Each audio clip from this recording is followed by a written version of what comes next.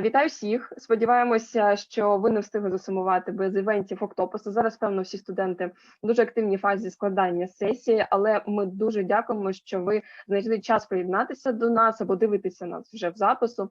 Сьогодні на нас чекає неймовірна зустріч із британським піаністом Полом Льюісом. Зустріч буде англійською, тому одразу перейду на англійську і представлю нашого гостя. Hi everyone, once again. We are delighted to see you at the Octopus Student Scientific Society event, and to be honest, we are so thrilled about our today's guest. It's Paul Lewis, the worldwide known leading pianist from Great Britain. Paul, hi. Hello. Nice to be with you all. Nice to meet you. Yeah, we haven't met since your concert in Kharkiv. By the way, it was, I don't know, it was great, and I can find the words. Today, I want to introduce you our moderators, Mary and Anna. Mary is an author. Yeah, and Anna is a pianist. So I think, I believe this conversation will be helpful for students, for all musicians, and for pianists especially. So, girls, continue. Hi, Paul. Thank you so much for joining us today. It's a great pleasure and honor for us. And so I guess we'll just dive straight in. So as far as I understand, just several days ago, on the 2nd of June, you had concerts in Birmingham. Is it right?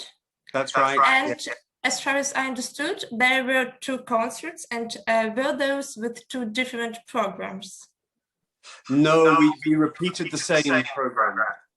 It was exactly the same, but this is what seems to be happening quite a lot now, that we just repeat a shorter concert twice on the same day. And actually, from my perspective, I know we have to do it because of the current situation, but I quite like doing it again a few hours later. Because your performance is fresh in your mind and you can do all the things that you want to do differently again. And it feels quite nice to do that. Yeah, I think it's nice to rethink like your concept probably in the course of these several hours. Well, not the concept, but maybe the feeling changes. So I bet as a child you weren't thinking that this would be your future career, because as far as I know, you were brought up in a non-musical family. Neither your parents played musical instruments, and well, then what changed and what happened that you decided to become a musician, and how did music happen to you? How did piano happen to be in your life? Well, I suppose it was partly by accident, really, because like you say, you're right, I come from a non-musical family. When I was very young, like about four years old, a relative bought a little toy organ, which had, I think, 15 keys, and I used to just pick out tunes, you know, from hearing things. And then it wasn't, we tried to find a piano teacher, but at the time there was no piano teacher in the school. So there was a cello teacher. So I started to learn the cello, and it was great fun to learn the cello, but I was terrible. I was never a cellist. You know, I was awful at the cello. So I'm very happy that no one ever heard me play the cello. But later on, I found a piano teacher, and it kind of happened. It was all a bit, you know, there was never much direction to what I was doing. It was almost by accident that I went into playing the piano. And I do sometimes get asked, when did I make a decision to be a musician? I've never made a decision really to be a musician. I always knew that I loved music, and I knew that I enjoyed playing the piano. And I'm still kind of surprised that it's all happened, and you know that I do it for a living. I'm surprised, and I'm very grateful for that. So with the cello, if the cello didn't go through, and what happened with the piano? Did it just feel right? And well, if so, what do you think? Is it so does the instrument, the chosen instrument, say something about the musician that chooses it? Or is it like the other way around? So the instrument chooses the musician, like the magician chooses its magical wand, you know, in Harry Potter. I don't know. I really don't know the answer to that. I mean, I love the cello. I absolutely adore the instrument, but I had no physical ability to play the cello at all. But I've ended up marrying a cellist. So maybe that's you know, so the part of me that wanted to play the cello well, I've just kind of compensated for that. But I don't know. I wish I knew what it was. It would be interesting to explore actually what it is that makes someone physically able to get around one instrument, to feel comfortable with a particular instrument and not at all with another instrument. You know, because sort of why is it that we feel that pianists feel somehow at home with the piano? You know, that the piano is an extension of you musically. Whereas another instrument just feels completely awkward. I mean, just didn't know what to do when I was playing the cello, physically speaking. Well, I guess then it must be just fate, and with you choosing a piano and then with your wife being a cellist, everything turned out to be just perfect. And after music school, you went to Guildhall School of Music and Drama, and there you studied with John Havel. And in one of your interviews, you mentioned that at that time you experienced some kind of technical problems that had to do something with the sense of connection with the keyboard, yeah? And I was wondering, maybe you can share some hacks. How did you overcome those struggles? I think it would be useful for us as pianists, as keyboard players. Yeah, I mean, it's something that up until that point, till I was 18 years old, I didn't really have a piano teacher that was able to show me how it works physically and how to play while staying relatively relaxed and those sorts of things. And I guess I was playing big pieces when I was a teenager. I used to play things like, you know, I played a lot of Russian repertoire, Prokofiev and Rachmaninoff, and when I was 15, I started to play Balakirev, Islamé, and you know, things like that. That I was kind of excited playing, but I could only play them with a lot of tension, you know. And when I listen to recordings of concerts that I played, I can hear the tension in the sound, you know, because I was not really relaxed playing the piano, but I was grinding my way through it.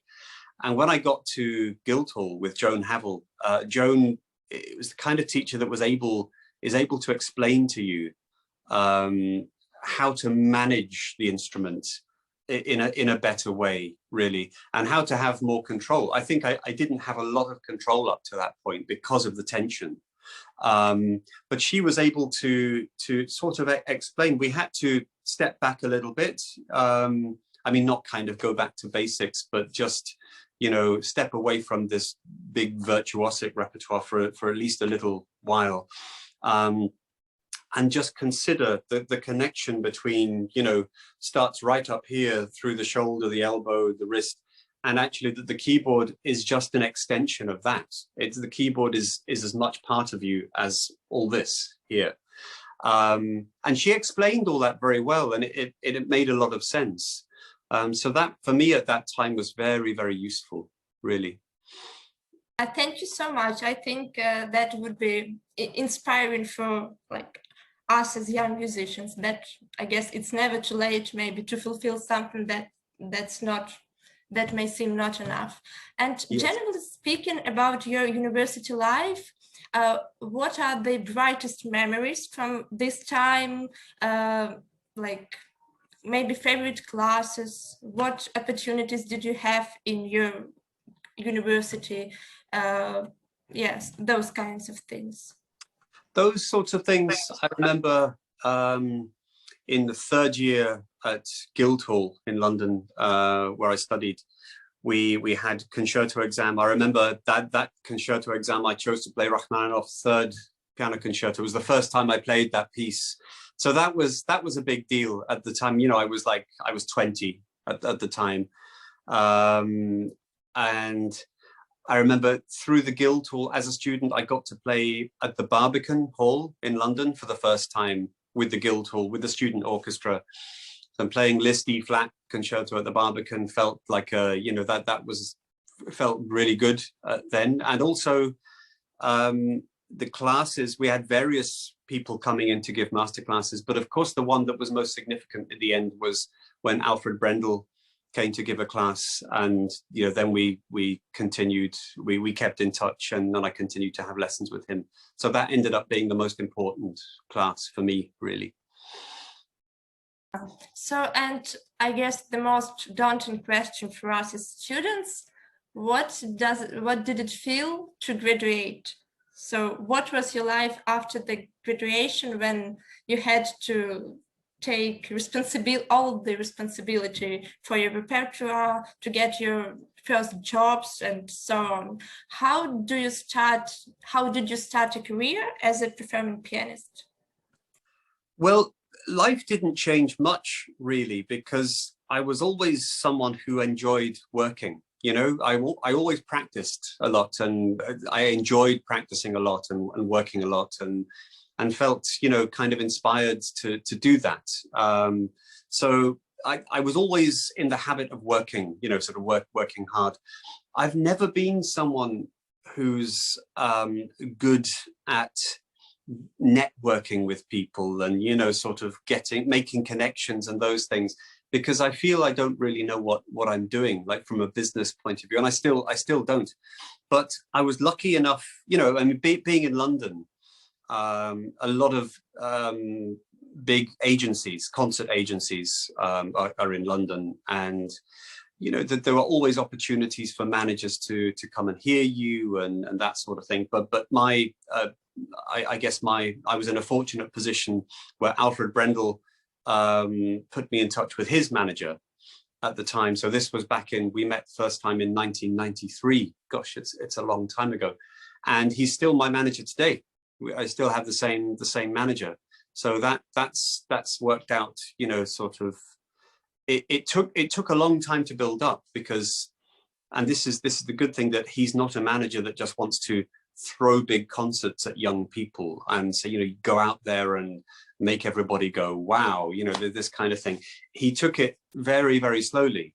And the important thing was that for me, that things didn't happen too soon, and too quickly, and that I was able to still study and learn and kind of take things at a good, reasonable pace after I left music college, after I graduated.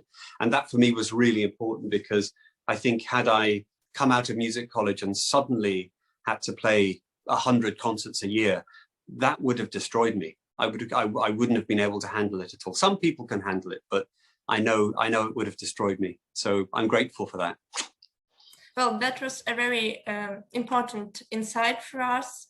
That your manager and you could connect in some way in this understanding of what would be better. I think nowadays it's sometimes not enough space for to take things slowly, to think it's all about acting and be there and just grabbing the opportunity. So now Anna will take the lead, and she'll be concentrating on she'll be asking questions about concert life and competitions. So Anna, okay, please.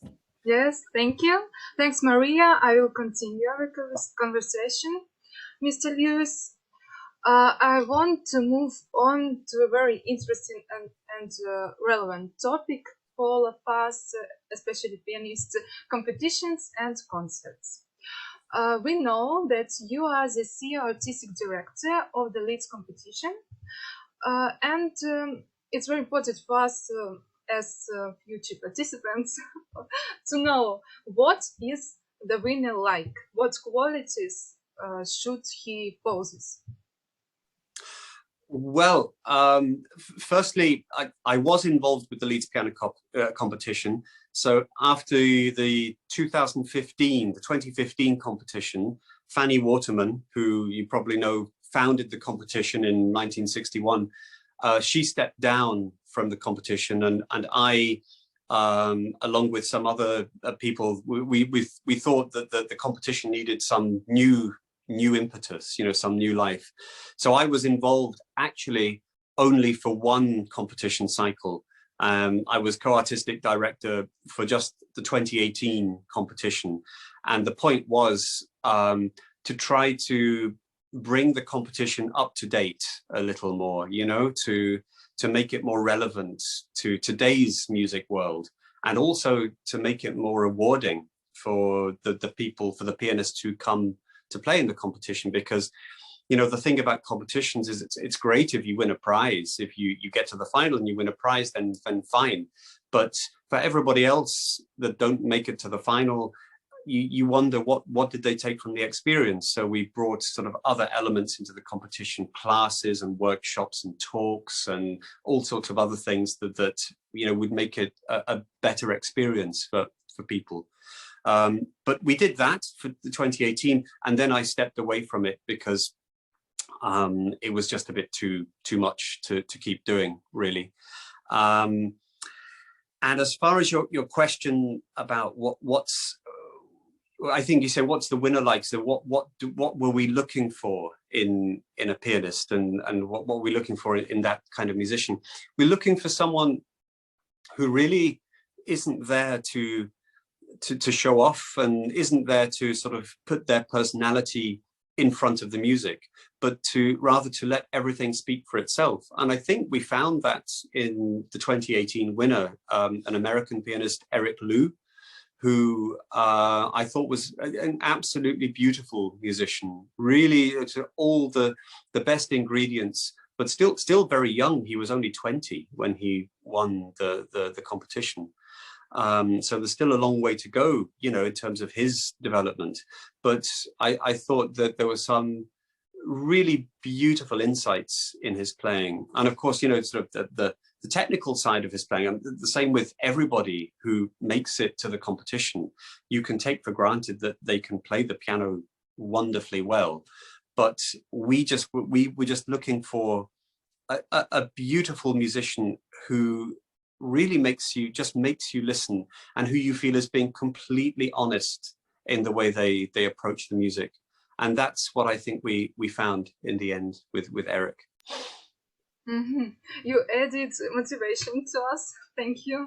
By the way, I have great respect for taking a position on the long-term well-being of the winners. Such an ideology of large competition is rarely found anywhere. Well, okay. that was the point, actually. That was one of the reasons that I got involved, because even if you win a prize in a competition, even if you win the first prize, often what happens is, well, you get your prize, you get the money, you maybe get some concerts, and then that's it. But what I wanted was to be available, and for all of us on the jury actually to be available, not just for the prize winners, but for anybody who comes to the competition. And if anybody wants advice, or they have a question about something, or they even need a pair of ears, to listen to something they're playing. But I thought we need to be there. We need to be there for those people and to help them, because that's really what's important. That's what it's about. It's not just about saying, here's your prize, now go away and, live your life. We need to take, I think competitions need to take more responsibility. That's the point. Mm-hmm.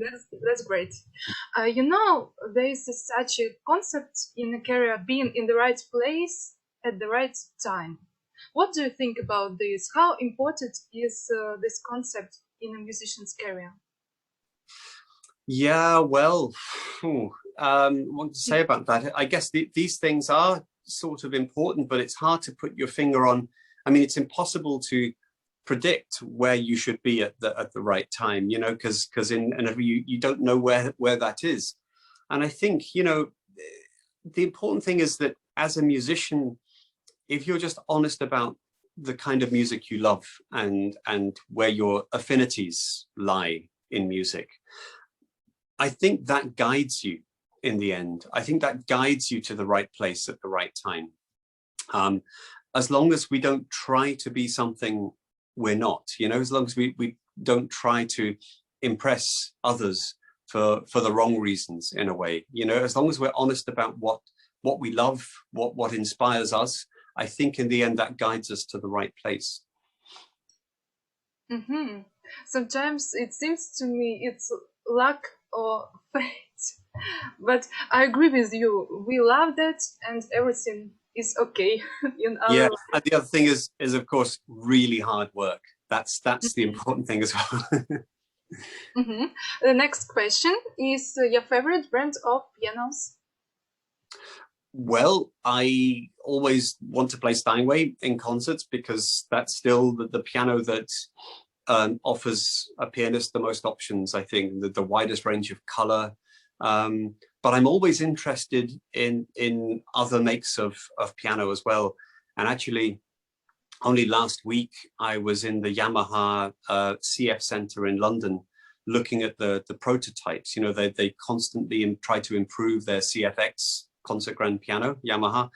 And it's quite exciting what's coming out of there. They're always improving, and it's getting better and better all the time. And the latest prototype I thought was very exciting to play, very live, resonant piano.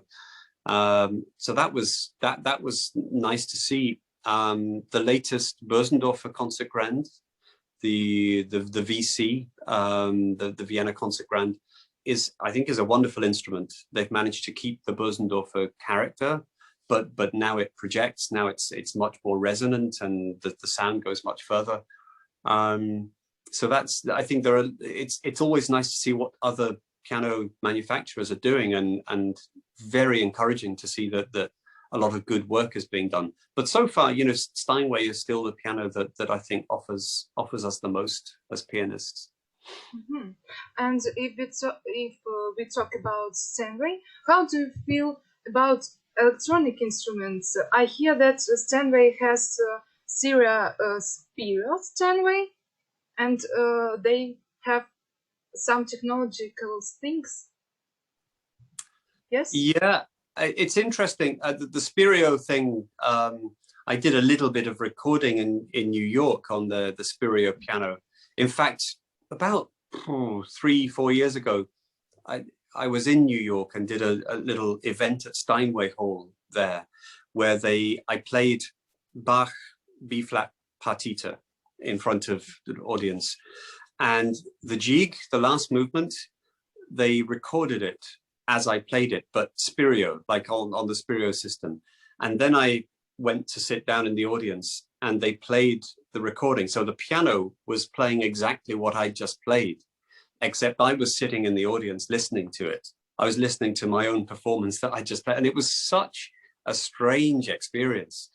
But of course, it's amazing what can happen with technology these days. I'm actually just over here in this room.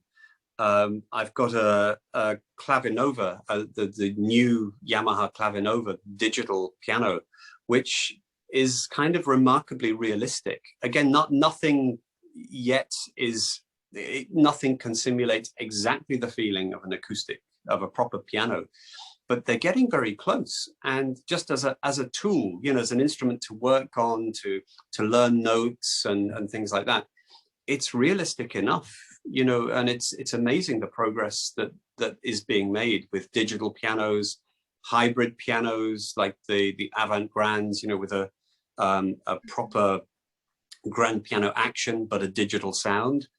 All these things I think are really useful for pianists and for us all. You know, if you live in a flat, for instance, and you don't have the space to take in a grand piano, and you have neighbors all around, these things are really good. I think really useful. Mm-hmm. And with this progress in technology, are you not afraid that we living artists will soon become unnecessary? No, and I think that's something that this last year, the pandemic, has made very clear, because obviously in March last year, everything stopped. And then everything became remote. Everything was streamed, you watched online, you know, a concert with no audience. And I did a few of these things, live streaming from an empty hall. And it's just awful. It's awful. This is not the experience. I think what we've really understood this last year is that the live experience, you know, the experience of being in the hall with the artist on stage performing live, is something that can never be replaced. Actually, for all the technology in the world, I think this is something that is so precious to us and that we can never recreate in any other way. As happy as we've all been to be able to stream and do things, you know, remotely in the last year to keep things going, it's been really good. But I think at this point, you know, everybody I speak to, and I speak for myself, I think we're all desperate to just get back to playing concerts to people, you know, in a live performance situation. I don't think anything can replace that. Okay, I totally agree with you. And we have a soul. This is our main difference. What's that? Sorry. We have a soul, and we cannot afraid that technologies. Exactly. Yes, that's exactly the thing. Yeah, and I think that everything about the spontaneity of performance, the idea that you're creating something there in the moment on the spot, that it comes from a person, you know, it comes from a human being, and it's a communication to human beings. There's nothing remote about that. What we can do with streaming, is to project music remotely, but actually we need to be there. We need to feel it physically. We need to be in the space and having the experience, and that's what's important. Okay, good. Now I want to talk about life hacks. Each artist has their own life hacks. We understand that everything happens completely individually, but still, for example, what is your preparation strategy for the performance? What do you do? Oh, well, I do all my practice. I do a lot of work, and actually on the concerts, the day of the concerts, I tend not to do much else. You know, I don't like to travel on the day of the concert if I can help it. You know, I like to just try and be quiet. I don't do other things, like I wouldn't go to a museum or an art gallery or, you know, something else that would give me a lot of stimulus on the day of a concert. I just want to focus on what I'm doing. I like to be very warmed up by the time I play. So I like to play for maybe up to an hour before I actually go on stage, so that I'm completely, you know, fluid and feel physically limbered up. And that's it, really. I just try to, the concert is the focus of the day, and I try to gear everything to that point in the day. And that's it, really. I don't have any great superstitions, or I don't do anything strange that I think might bring me good luck or anything like that. I just try to focus on the music, really. Okay, focus. And how do you like to warm up? Warming up fingers, heads, etc. Yeah. Well, Focus. I mean, I play at, you know, 60% of power for an hour before. So I obviously don't play with everything I'm going to play with on stage, but I just try to be calm, to be relaxed, and to sort of gently warm up. But I try to do it over a longer period of time, so like an hour or so, just so that I feel I'm completely at ease with the instrument, and, you know, I'm not sitting down cold. I wouldn't like to do that in a concert. I understand. Perhaps this is a personal question, but it's very exciting. Are you nervous before going on stage, or are you already as calm as possible? I am always nervous to go on stage, and I would treat any musician with suspicion that tells you that they're not nervous. I think everybody who is sensitive, I think, is nervous, you know, because we should be nervous, really, you know, because playing a concert is not a normal thing. It's not just walking down the street or going to the shops. It's an event, you know. We should be in a different state of mind for this event. And I've found actually that the concerts where I'm particularly nervous usually are my better concerts. The concerts where I'm feeling a little bit too calm before, they're not my best performances. I think we need some nerves, some nervous energy to get our brains kind of firing in the way that they need to, you know, for performances. So I think to be a little nervous and to channel those nerves as energy into the performance is really important. And I think also it's natural to be nervous. I don't think there's anything wrong with being nervous. What musicians, I think, do in general is just learn how to channel the nerves rather than eliminate the nerves. I don't think we should eliminate the nerves. I think it's a good thing to have nerves. Generally, we have a little bit nervous, focus, energy, and idea what we want to do on stage, yes? Yes, that's right. Okay. And what about practice? How long do you play the piano per day in this situation with pandemic? Oh, well, a normal practice day would be maybe 5 hours at the piano, 4 or 5 hours, and a little bit of study away from the piano. So I study the score away from the piano too. And I make notes. And sometimes I might record myself practicing, or, you know, to record something and just listen to it back with the score and make some notes, because that's always very, very helpful. So yeah, sort of 4 or 5 hours playing the piano, but some other kind of practice as well. Study away from the piano, I think, is also important. Okay. Also, I cannot miss the theme of national music schools. Since we are the Eastern European pianists, we are extremely interested to know, do you see the difference in music schools? Not really. Actually, I'm probably the wrong person to ask that question, because in general, I mean, not just music, but in all respects, I'm a bit sort of blind to nationality. You know, people, you know, I'm born here in the United Kingdom, so that makes me British. I don't know what it means to be British. Actually, I have no idea what that means. I think we're all individuals, you know, no matter where we're born, we all feel drawn to different things. We all love different things. We all feel inspired by different things. And I think individuality is more important than a kind of national identity. And I think, you know, for instance, if you go to a music college, a music school in London or in Manchester or in Glasgow or Birmingham, you know, they're all schools in this country, but you will find your teacher, you find the teacher that you have the chemistry with, you have the connection with, and hopefully that unlocks your individuality. And I wouldn't kind of put any national identity, I wouldn't, you know, pin any national identity onto that. So I don't really, yeah, I can't really answer, you know, I don't really see any particular differences between music schools in different countries.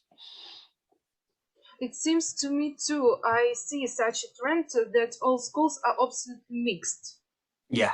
Yeah? Yeah. Multinationality swallowed us. Okay. Sorry? Multinationality. Yes, Like that's this. right. Yes? That's right. Okay, thank you very much, Mr. Lewis. You inspired me and all of us. Considering that we all have global and outstanding plans, it's very important for us to communicate and learn from people like you. Thanks for the opportunity, and I want to, Maria, continue the conversation. Sure. Yeah, thanks. So considering what you said about this special connection with the audience and how we all missed the live concerts. I wanted to ask, so you played, you travel a lot, you played to different audiences, and what's your approach to building a relationship with your audience? How do you think about your audience as your friend, as like, are they even here when you play, or you're trying to like think that you're alone? I think I can answer that as an extension to the one of the other questions about the audience being, you know, an essential part of the equation. You know, because we can record music, we can stream music online, but being there in the concert hall makes all the difference. It makes it into a completely different experience.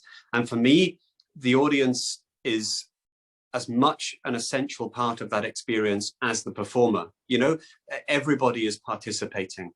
It's the audience that makes the occasion special and that gives the occasion that certain kind of energy.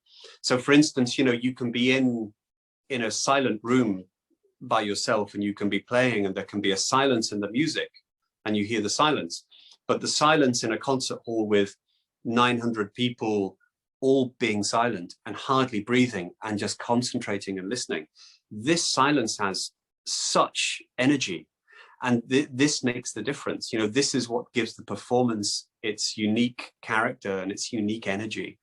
So for me, the audience are actually performers in a way. You know, the audience are really an essential part of the whole thing, and without the audience, there wouldn't be music. You know, there wouldn't be this interaction, this energy.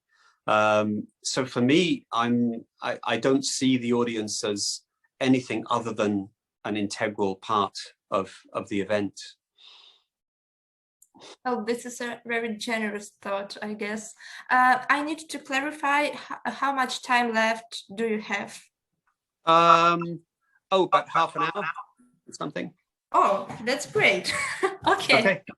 Thank Maybe you. till 6:15, 20 minutes. 20 minutes. Is that okay? Okay. So, and well, again, about the audience, do you feel the difference in the audience when you come to different countries?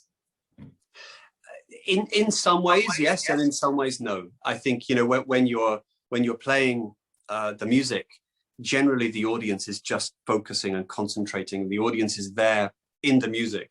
And in that sense, I think audiences tend to be much the same, you know, around the world. The little things that differ is the way audiences react. So sometimes, you know, audiences will be more reserved. I guess sometimes in this country, in the United Kingdom, audiences can be a little more reserved than they are in other places. And in, you know, maybe in Mediterranean countries, they react with a little more, you know, enthusiasm. But it doesn't mean an audience that is more reserved in its reaction is less enthusiastic. They just appreciate it. They just show their appreciation in a different way, you know, and that's fine. When I came to Ukraine, when I was in Kharkiv in April, I loved the appreciation of the audience, because actually this was the best combination. You know, the audience was so concentrated and so kind of energized and in the music, and then the reaction was so nice. I think also we were also hungry for this live performances, you know, of this time, and I felt that. And actually my concert there was the first concert I played to a live audience this year, since the beginning of the year. So for me, it was a special event, and I really appreciated that feeling with the audience. Well, it's really exciting to hear that you liked Kharkiv and Ukrainian audience, and well, we are actually looking forward for you to come again and maybe play a concert in Kiev. That would be just great. Yeah. And what is your perfect concert situation in terms of like high profile or not so high profile, or like what city, what hall, acoustically wise?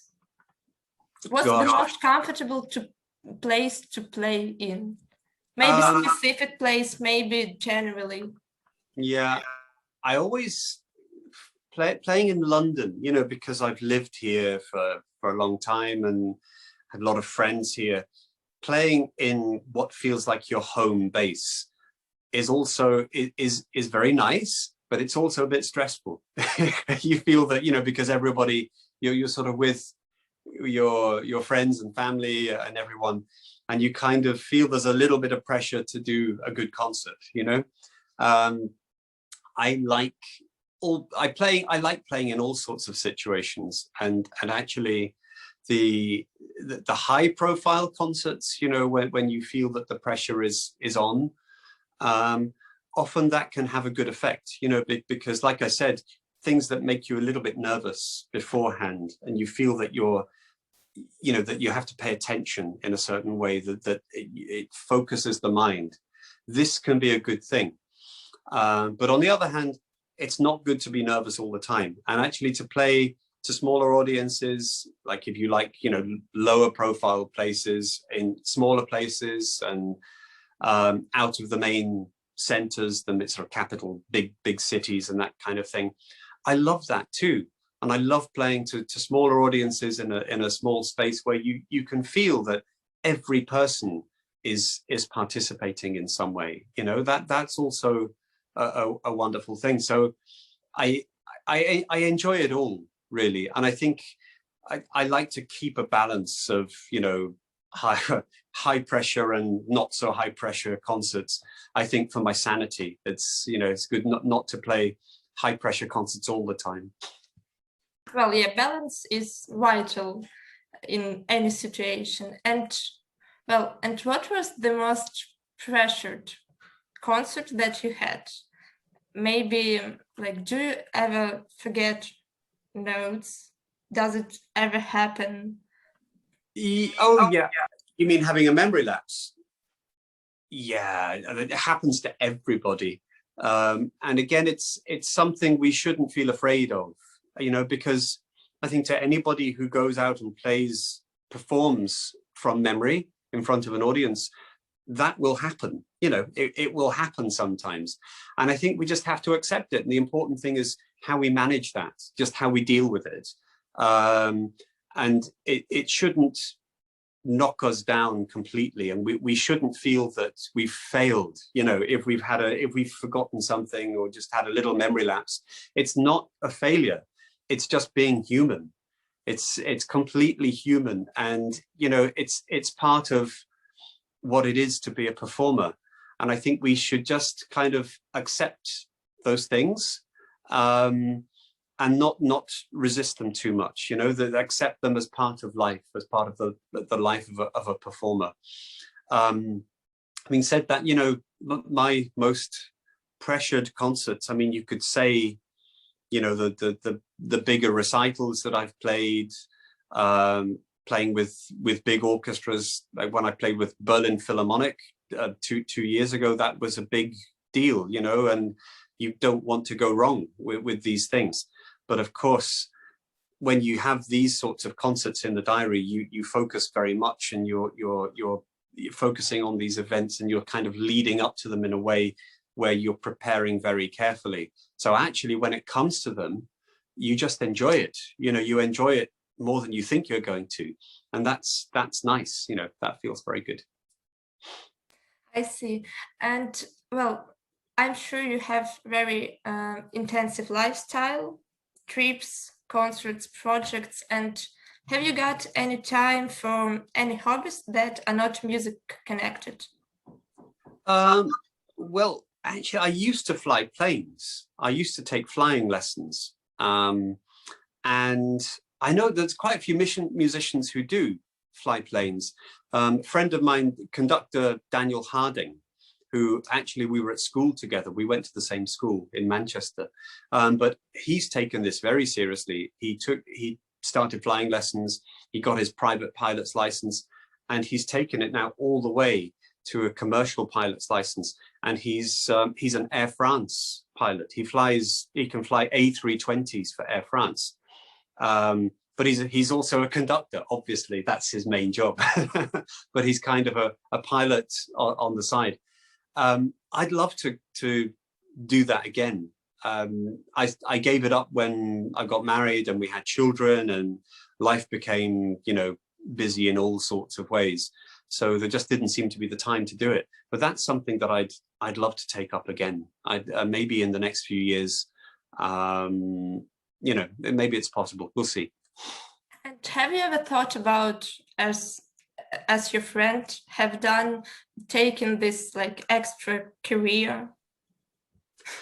What would you do if you weren't a musician, a pianist? Yeah, if I wasn't a pianist, then maybe I would have gone more into the flying, because I really loved it, really enjoyed it. And as I said, there's a lot of musicians that I know, well, quite a few musicians I know who've taken flying lessons and who can fly planes. And there must be a connection there, something about flying and music. And I think what it is, I sort of wondered about that. And I think when you're flying a plane, obviously it's very technical. You're thinking of a lot of technical things to stay in control. But at the same time, there's a fantastic feeling of freedom because you're flying, And in a way, maybe there's a parallel with music here, that when you're performing, you're thinking of, you have to stay in control of what you're doing, obviously. And there are lots of technical things going on. But in addition to that, you're with the music and you can only be free with the music. And I think maybe there's a kind of parallel there between those two things. Well, yeah, that in terms of freedom and the connection between thinking all about technical issues and this sense of freedom, it really stuck me. I've never thought about that this way. So now with flying lessons, like even more activities, can you maybe describe for us your typical daily routine? You mean these days? Like time management wise, like your workflow? How do you manage to keep all these things done in 24 hours? Well, before the pandemic, I think you're just working, to deadlines all the time, and deadlines are important. We all feel as musicians that we'd like to have all the time in the world to prepare everything. And I think most musicians would agree that when you play a concert, you always feel like you would have liked to have had more time. If I just had another week to prepare a little more and, to explore other different things. But I think that's just, the reality is that deadlines are good. I think, deadlines are good because it focuses the mind. We all need to work to deadlines because it gives us a structure, it kind of gives a structure to the day. And I think when the pandemic started, that changed a lot because suddenly there's no structure, there's no concerts, there's no work, and everything kind of expanded to fit the time. And I'm speaking for myself, looking back at the year, I did a lot of practice and, sort of learn new things that I wouldn't have learned, maybe new repertoire, different areas of repertoire. But to be honest, I don't know where the time went. I don't feel that I've been like really productive in this year because everything just expanded to fill all this time. So I think when the pressure's on and we've got deadlines, it's the same in reverse. We condense the work that we do and we just have to do it in the time. So I think whatever the circumstances, you just kind of work the way that you have to work. Yeah, I think we all can completely relate to this. So we always wanted to have more time to practice and to get all things done. And then the pandemic comes and it actually showed not only problems that are vital for people, for humanity, for the human nature, but also probably worldwide and for the countries. And well, speaking of musical industry, What do you think are the, I guess, struggles, pitfalls of classical music industry nowadays, for example, in England, and maybe you can say like about the entire world? Well, obviously, globally, the music industry is suffering a lot from COVID, and there will be a period of years, I think, before it really recovers to where it was just over a year ago. But that's okay. I think what will drive the recovery is sort of what we touched on before, to say that being in the hall is a necessary experience. And I think after this period of distance and remoteness and isolation, that fuels a hunger for these sorts of experiences even more, that we want real experiences. I think we're fed up, we're tired of screens and remoteness and all these kinds of things. We want physical, we want real experiences, and that's in favor of classical music, because that's what this provides. It touches people. It's an art form that puts very complex emotions and feelings that touch you directly in a way that it's sort of difficult to put into words. Music is direct with these things, and I think having that experience is so important. That being back in the concert hall, the hunger for that is what will drive the recovery for classical music, for the classical music industry. I think for England, or for this country in particular, the same applies. But actually, the UK is in a awful position politically, with Brexit, as you've probably heard. And Brexit, what it means is that this country is now sort of looking in. It's not an outward looking country that it's been, for so many years. It's kind of closing off, sort of looking in on itself, when the classical music industry is such an internationalized industry, and it's an industry that looks out, it looks around the whole world. And England in particular, or the United Kingdom, is doing the opposite to that. So it's making it more difficult for people to work, abroad. It's making it more difficult for people to come to the United Kingdom. And that kind of works against the whole classical music industry, sadly. But that's just a political problem of the UK, rather than any other kind of. It's not a problem of the arts industry. It's just politics. The UK is not in a good place politically at the moment, sadly. Well, but still, this political situation changes the life of many musicians, not only from England, but from Europe, from all around the world, from musicians that could come to England. Well, yeah, that's relevant to any country, I guess. Well, not particularly this problem, but every country has its own special thing that so, well, that was a difficult question, and now it would be our last question, and it's actually about Sergei Rachmaninoff. So Sergei Rachmaninoff once said that he is 90% musician and 10% a man. What would be your ratio? Oh gosh. I wouldn't separate the two things. I mean, I think we all are what we are, and actually I'm so okay, I'm a man, but I'm I just am what I am. I'm a musician. I'm someone who I'm a father as well, and I'm someone who I don't know. I don't know how to answer the question, really. I think I'll just keep it simple. I can't make the distinction between what's a man, what's a person and what's a musician. I think this is just the same thing for me. I see. Well, thank you so much. It was a great pleasure to talk to you today. And well, we just want to say that we really hope to see you on Ukrainian stage, and well, maybe someday, if you have time, you can come to give master classes here in our academy, maybe even online. It would be just great, and we would really appreciate it. So we appreciate your time. Thank you so much. And now I give my word to Liza. Thank you.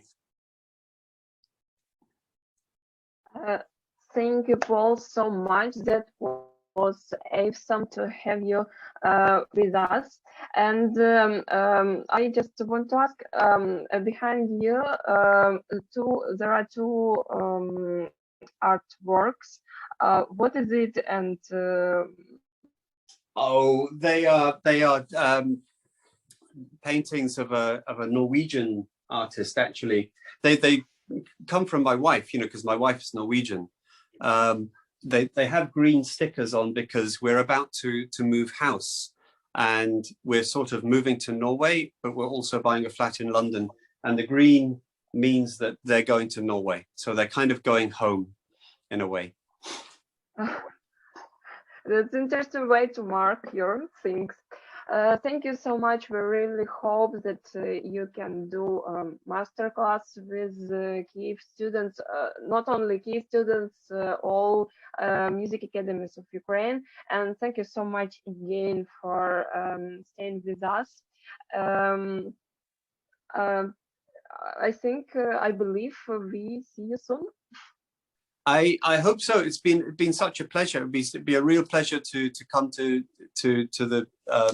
hear you all and to see you all in person as well. That would be wonderful. Thank you so much. I think we can end our conversation. Thank you to our listeners. I hope that the conversation was also interesting, as well as we have so much pleasure with Paul. Thank you so much. Well, it's been wonderful Bye. to talk to you. Thank you. Bye-bye.